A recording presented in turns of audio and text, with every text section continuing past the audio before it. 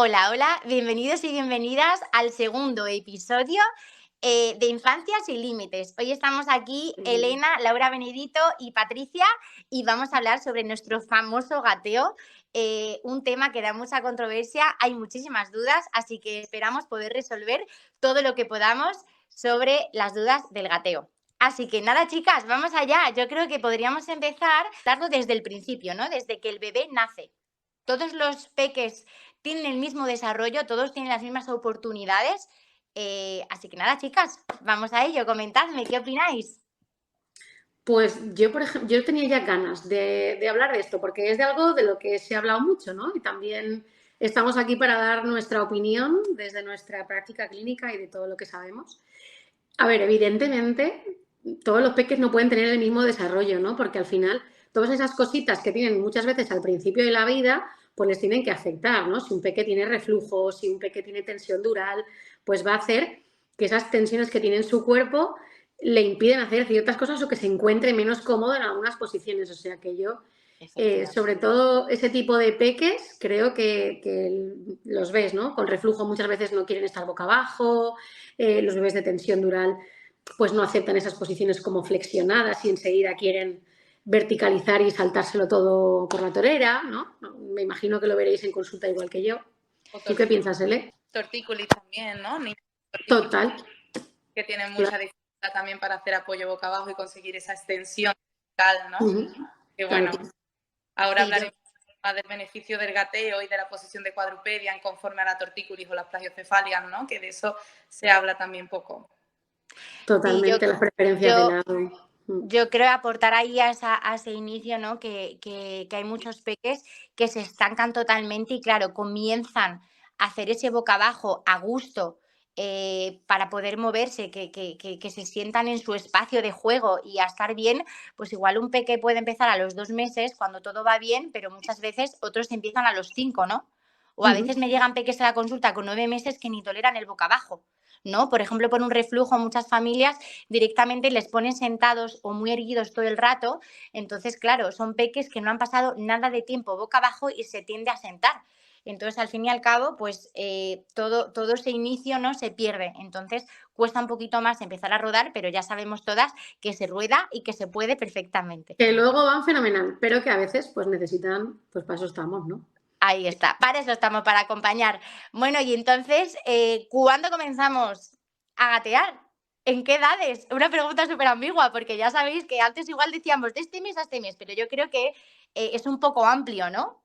Cuando empieza a gatear un bebé. Hay una media ahí más o menos, ¿no? Sí, Se supone que entre los 7 y los 11 es una etapa, pero imaginar qué amplio, ¿no? Entre los 7 y los 11. Mi media es alrededor de los 9, pero evidentemente algunos lo harán antes y y otros otros después. después. A lo mejor un peque entre los 6, 7, 8 meses empieza a relajarse, ¿no? Que vemos ese patrón brazo, brazo, arrastro mi cuerpo hacia adelante para alcanzar al objeto.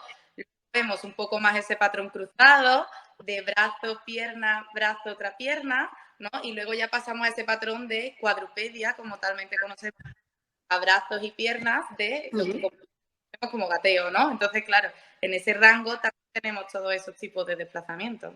Sí, sí, Ahí claro. está, ahí está. Porque ahora, Ele, ahora que has sacado justo esas Justo eso. explicaciones entre arrastre, reptación y gateo, creo que estaría interesante comentar que es que hay peques que igual se saltan la reptación o se saltan el gateo, ¿no? Yo creo que todos los peques igual no pasan por todas las fases, que lo ideal sería, me gusta el boca abajo, hago una extensión de brazos, hago un relojito, hago un arrastre, una reptación, un gateo, ¿no? Pero hay peques que se saltan esas fases, o van más rápido o van más Totalmente. despacio, ¿no? Entonces, la pregunta que lanzo es, ¿todos los peques reptan o gatean?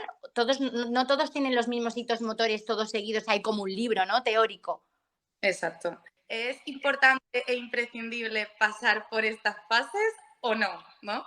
Entonces, bueno, si verdaderamente no lo vamos a considerar como imprescindible, vamos a tener que cambiar muchísimas cosas en la consulta. O sea, nuestras valoraciones, nuestras formas de evaluar que cuando vienen a consulta es a través de escalas de valoración estandarizadas, ¿no? Hablamos de escalas de valoración, exacto, como la que está mostrando Laura. Escalas de Aquí a mi valoración lado. verdaderamente han pasado por unas revisiones científicas muy potentes para que las podamos pasar en la población española, porque nosotros pasamos a escalas estandarizadas en España, ¿no? Es real que nos encontramos que todas las escalas nos requieren ciertos requisitos, pasar tiempo boca abajo y hacer ciertos hitos boca abajo. Las escalas de valoración de desarrollo sí que nos obligan a que haya un gateo, y no solo un gateo, sino nos obligan a que haya un gateo a 4 puntos, un gateo a 3 puntos, ¿no? Entonces, claro, no nos vamos a plantear como que estos hitos sean imprescindibles para el desarrollo. ¿En qué nos vamos a basar en la consulta para ver si un peque verdaderamente va acorde a su desarrollo o no? Porque si no nos basamos en tener estos hitos, ¿qué pasa? Claro.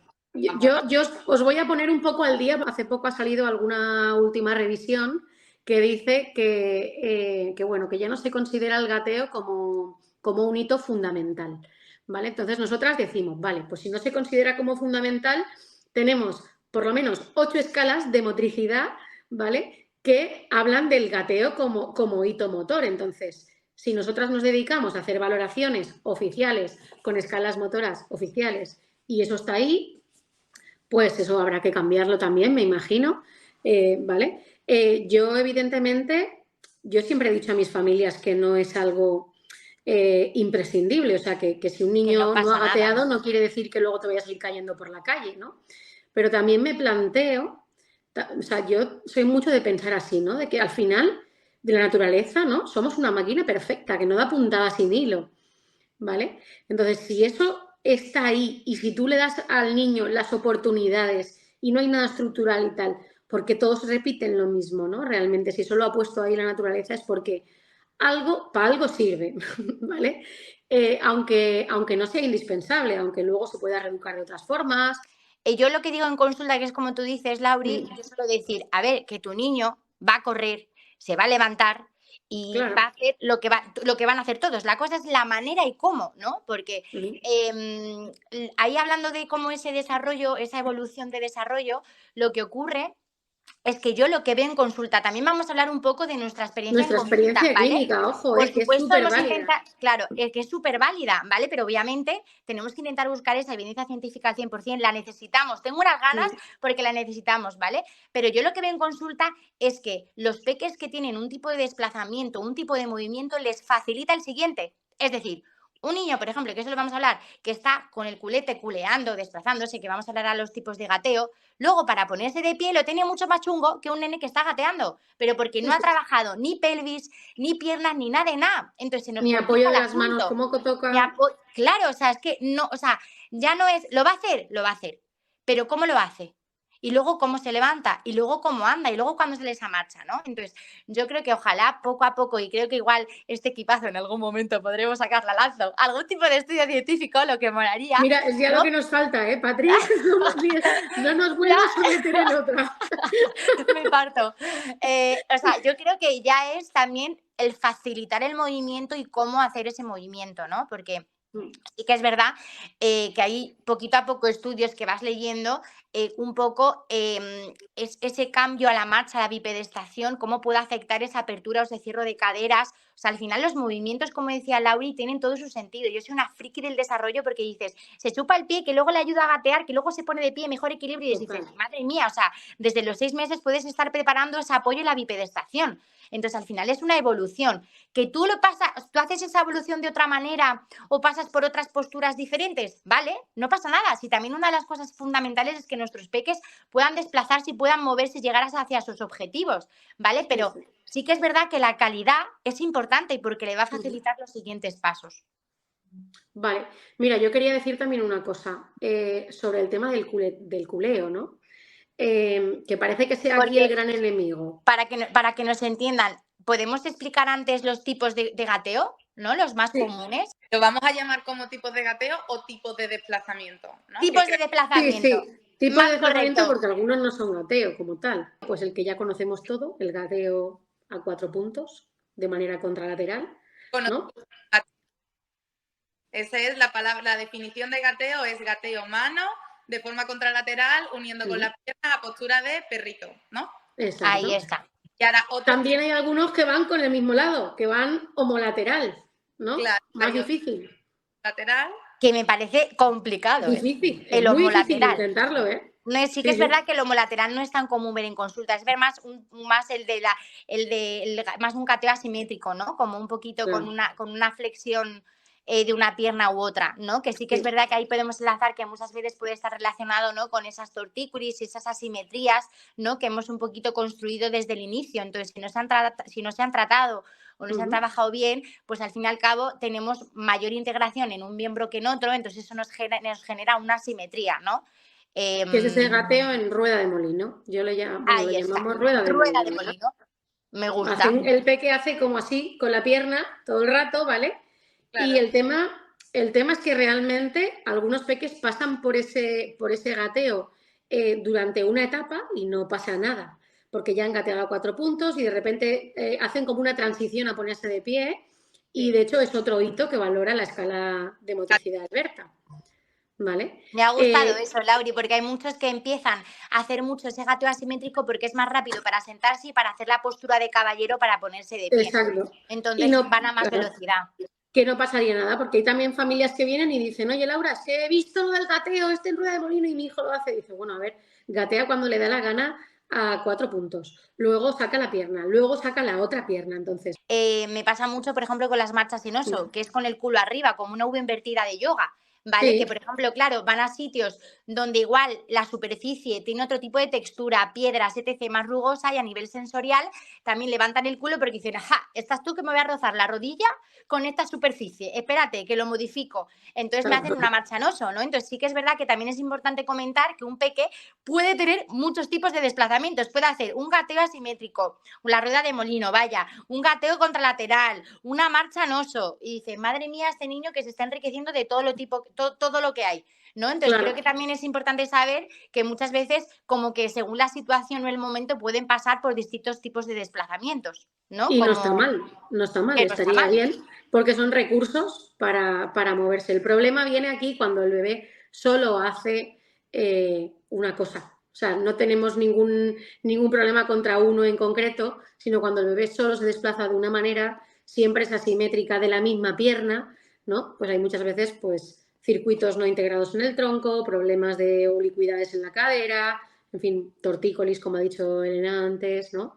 Exacto, que sí que pueden haber, entonces siempre aconsejamos cuando vemos un gateo de un niño de manera constante así, siempre con una pierna, pues hacer una valoración. Sí, ahí está. A nivel funcional funciona igual, ¿no? Porque verdaderamente luego nos encontramos estas asimetrías cuando no funciona de aquella forma, ¿no? Incluso que no llegan a levantar el culete y se quedan todo el tiempo haciendo una rectación, ¿no? Que eso también es otro. También. No llegan a extender codos y ostras, todo el tiempo así, ¿no? Qué buena esa, L, porque justo hoy en consulta por la mañana, literal, he tenido a 3 así, ¿vale?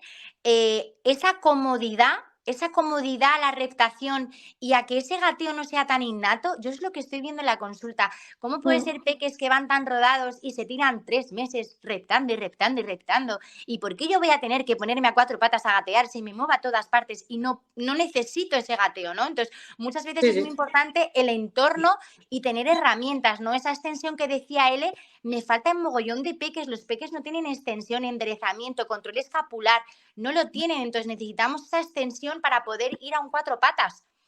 Es súper importante. Esa herramienta me ha encantado que la hayas comentado porque realmente hay peques que se acomodan y se quedan en una reptación y ahí se quedan. Pues yo quiero poner un ejemplo, para mí es súper importante, de en qué caso yo sí recomiendo a 4 puntos, ¿vale? Hay un caso, sí, para mí la familia vayamos a por todas a por gatear, ¿vale?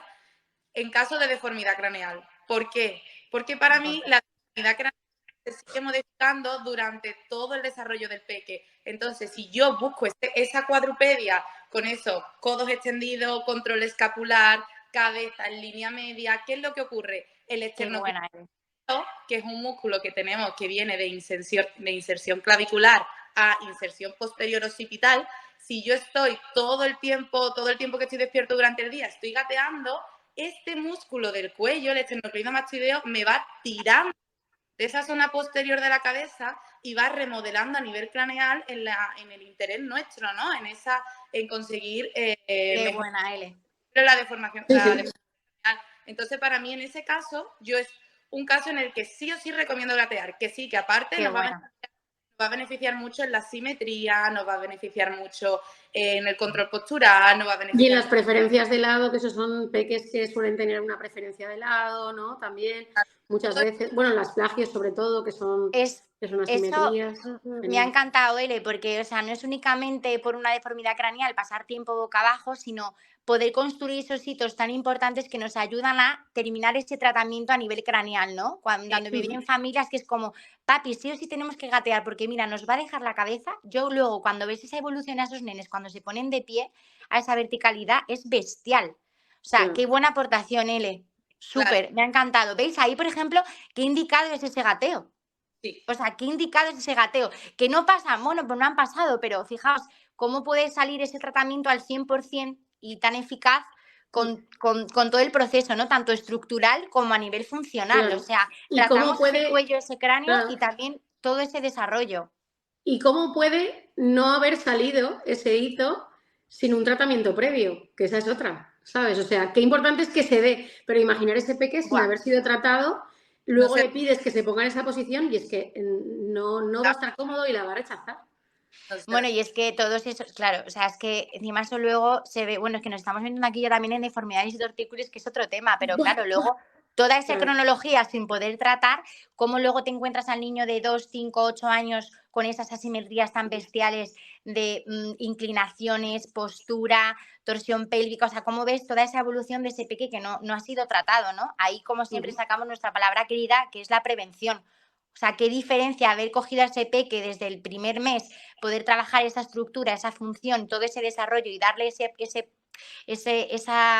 esa parte súper enriquecedora de calidad para ese movimiento y ese desplazamiento que nos va a ayudar luego al futuro, ¿no? Claro, Que es lo valoraciones siempre. Ahí está. Acompañamiento durante el primer año. Y Súper chicas, importante. que se nos ha pasado, que hemos hablado de la marcha de oso, del gateo contralateral, de la importancia del gateo, de la rueda. Falta nuestro amigo. Nuestro amiguísimo, que es el culeo. O sea, por favor. Me llama la atención, vuelvo a lo mismo, me llama la atención cuando es la única manera que tiene para desplazarse un peque. O sea, si hay un peque que gatea, luego pone la rueda, o sea, pone la pierna así como en rueda de molino, luego hace eso y luego culea, pues digo, pues hijo, yo también culeo a veces en consulta para llegar a alguna cosa porque me es más fácil, ¿vale? O sea, es otra manera de desplazarte. El problema viene cuando el bebé solo hace eso, no tiene otra posibilidad, no sabe desplazarse de otra manera y se desplaza así, porque al final, quieras o no, lo que hablamos, no puede ser igual, es que nunca en la vida puede ser igual de enriquecedor ese movimiento que un gateo a 4 puntos contralateral, ¿no? Donde ya integras esos dos lados, ¿no? Ese apoyo de las manos, que yo soy una enamorada del tema de los apoyos de las manos, en un culeo, eso todo te lo estás botando, ¿vale? Sobre todo, viene determinado de estoy mucho tiempo sentado, ¿no? Sentado, que es una de las causas más frecuentes por las que los bebés culean, porque los sentamos. ¿Y qué es lo que ocurre? Que yo no soy capaz ni de sentarme, lo normal, de los niños que vienen culeando en la práctica clínica, que me ha pasado a mí, no son capaces ni de pasar a sentados, ni de sentado a de pie. Claro, o sea, no tienen, es que por el niño son bien mayores. Sí. O sea, son típicos niños que tú los levantas y le quedan las piernas colgando. Sí. No se empujan. No empujan, no hay corporal de ese miembro inferior. Entonces, claro, pero de repente le pones una escalera y el niño te la sube. Si tú ves que le pones tal y el niño se pone de pie, pues bueno, vale, fenomenal, tenemos lo demás. Pero es que es verdad que la regla común es que si un peque culea, no es capaz de hacer otros cambios corporales, ¿no? Y entonces creo que ahí, que es verdad que... Claro, porque lo han sentado, porque lo hemos sentado a ese bebé sin que él supiera llegar a esa posición por sí solo. Entonces entra como una especie de callejón sin salida de cómo he llegado hasta aquí, no sé salir, no sé entrar. ¿Qué hago? Pues al final, pues desplazamiento de culo. Yo he tenido de verdad niños de 16 meses culeando sin ningún otro tipo de desplazamiento. O sea, ya me parece una locura. O sea, 16 meses ni voltear, ni arrastrar, ni gatear, ni ser capaz ni siquiera, no ponerse de pie, que tampoco, pero ni siquiera de tener un cierto empuje en las piernas, lo que decía Elena. Entonces, al final, no es que tengamos manía al culeo como tal, sino que muchas veces nos trae problemitas importantes como retrasos motores del popó. Y Lauri también, Lauri y Ele también, algo súper importante en este tipo de peques que a mí me pasa, a mí me llegó hace poco uno de 19 sin llegarse a sentar ni poder levantarse, 19 meses, ¿eh? Y algo también muy importante en estos peques es la gran frustración que tienen, porque ¿qué pasa? Que este tipo de peques, este peque que me llegó a la consulta, yo de verdad que dije, no me lo puedo creer.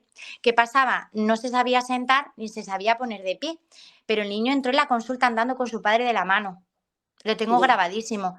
Y dije, claro, si le estamos dando esa mano y le estamos haciendo andar, cuando él está sentado y no es capaz de salir de esa posición, el niño se frustra y se enfada. ¿Y qué hace? Gritar y pedir ayuda y lanzar las manos. Oye, ¿me podéis mover? Porque yo no puedo, porque yo no sé moverme. Y si me muevo con el culeo. Entonces, es que también lo que pasa es que conforme van siendo más mayores, esas posiciones y ese acompañamiento cada vez es más complicado porque a nivel neurológico son muy potentes, ya son muy listos. Entonces, esa ayuda es mucho más complicada. Entonces, no hay que dejar hasta tarde cuando un peque se estanca, para eso estamos, para poder daros herramientas para acompañar, porque esos peques empiezan a tener mucha frustración y cada vez es más complicado acompañarlos, que lo podemos conseguir, sí. Yo he tenido peques que hemos conseguido en distintas situaciones sacar de ese culeo un gateo y sobre todo sacar ese arrodillado para lo que decíamos antes, poder facilitar el ponerse de pie, porque ¿cómo se ponen de pie? Vosotros imaginaos a un peque sentado que coge algo alto, se agarra con sus manos a tope, coge toda la fuerza del mundo y se intenta poner de pie. Vosotros imaginaos cómo suben esas piernas. Entonces sí que es verdad que no les facilita nada para pasar a la siguiente posición. Entonces, como decía Lauri, ahí se genera como un retraso motor y se quedan súper estancados. Y esos nenes pueden tener ayuda y pueden conseguirlo, ¿no? Pero sí que es verdad que ahí también hay un bloqueo que hablábamos también en el primer podcast, ¿no? Ese bloqueo de la familia, ese bloqueo del niño, se genera una serie de bloqueos y de frustraciones súper potentes, ¿no? Entonces, lo que hablábamos también al principio del podcast, ¿vamos contra el culeo? No, pero sí que es verdad que en muchas ocasiones dificulta pasar a la siguiente fase y dificulta esa marcha autónoma, ¿no? Muchas veces, esas marchas autónomas que cada vez es decir que de manera natural esa marcha autónoma cada vez es más tarde, ¿no? Yo me acuerdo cuando empecé a trabajar como fisioterapeuta que, vamos, el niño que no andaba a los 12 meses, que no anda, ¿no? Y esto te lo sigue diciendo tu abuela y tu vecina, que tiene 12 meses, que tiene un año y no anda, pues qué raro, ¿no? Porque ya debería andar, ¿no? Y yo creo que ya esa media ha cambiado. Hay peques que me dan consulta que genial, que es como un libro teórico, pero yo creo que estamos más en 14 meses, 15 meses de conseguir esa marcha autónoma, ¿no? Pero llega un momento que tenemos que tener un poco esa alerta de qué está pasando, porque estamos estancados y no seguimos avanzando, ¿no? Claro, luego lo que hablábamos, ¿no? Del gateo, o sea, si todo va por atrás, si ya entro en ese retraso motor, tal, pues luego también la marcha se va a retrasar y sobre todo muchas veces también se retrasa la puesta en pie, que ya no es porque a nosotras nos apetezca que el bebé esté de pie o sentado, sino que llega un momento a partir del año que es importante para la formación ósea de las piernas el que el bebé esté en carga, que esté soportando su peso, ¿no? Y de hecho, por eso, Elena lo sabe mejor que yo, los peques estos con los que tienen problemas neurológicos, pues se fabrican ciertos bipedestadores para que apoyen ese peso. Pues imaginar un bebé de 16 meses, un bebé realmente sano, que no está teniendo esa carga en las piernas, que al final tiene una falta de tono muscular brutal y que ese hueso ya no ha empezado a formarse como toca. Claro. Los huesos de las piernas, ¿no? Sí, y es súper curioso porque normalmente los peques que culean mucho y que llevan muchos meses culeando, a nivel morfológico son también un poco distintos. A nivel morfológico tú ves un cuerpo muy fuerte, muy tonificado, muy grandote, una caja torácica alta, y ahora le ves las piernas. ¿Y las piernas? Son unas piernas muy finitas, sin rosquitas ninguna, sin musculatura, ¿no? Y entonces, claro, es curioso porque es verdad que es un patrón morfológico que se modifica en el niño. O sea, verdaderamente hay una modificación ósea del niño. Total. Tiempo. Total. Qué guay esa aportación última. Oye, chicas, pero ¿qué os parece para terminar? Que yo creo que hemos hablado aquí de un montón de cosas.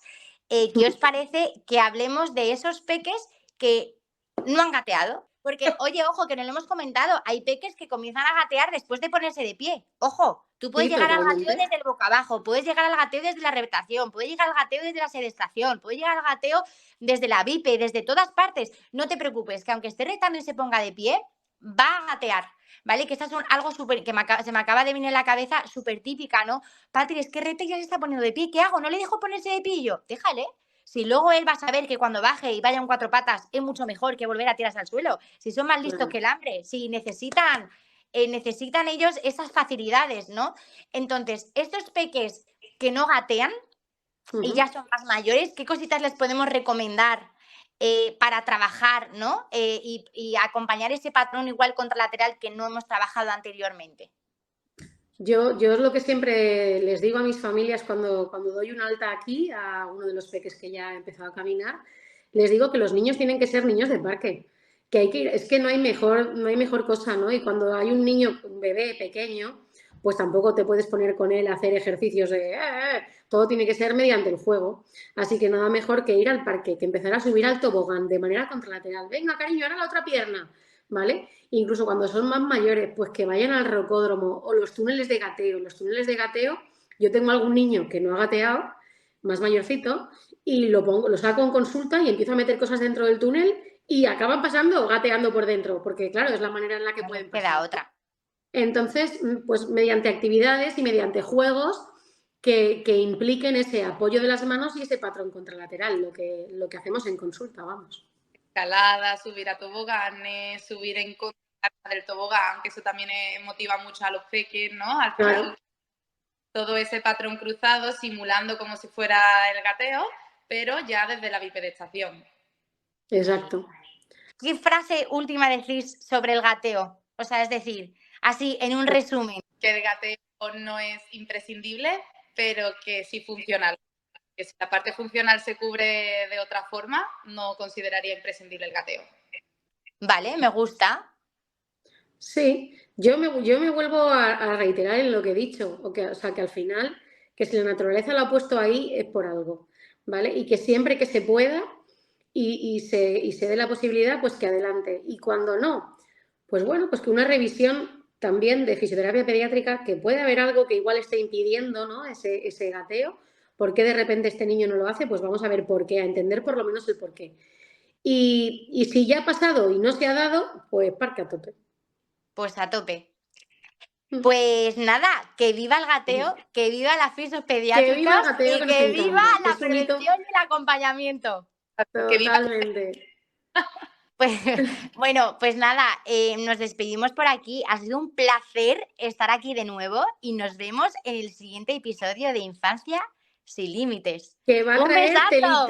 telita lo que viene después. Telita, telita, lo que nos viene. Un besazo gigante. ¡Mua!